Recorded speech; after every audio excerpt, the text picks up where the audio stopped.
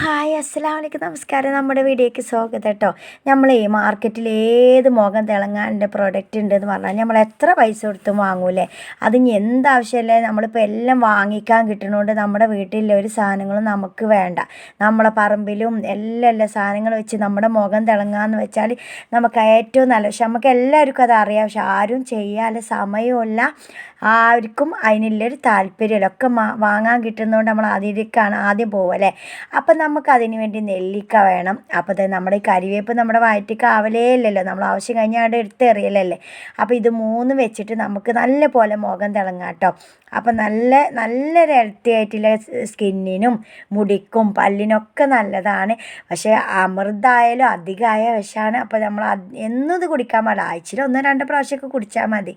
അപ്പോൾ ഇതുപോലെ ഒന്ന് കുടിച്ച് നോക്കേണ്ടിട്ടോ, മുഖം നല്ലപോലെ തിളങ്ങും. അപ്പോൾ സ്ഥിരമായിട്ട് തിളങ്ങണമെങ്കിൽ ഇത് ഇടയ്ക്കിടയ്ക്ക് കുടിച്ചണം കേട്ടോ. അപ്പോൾ ഓക്കെ, ബൈ.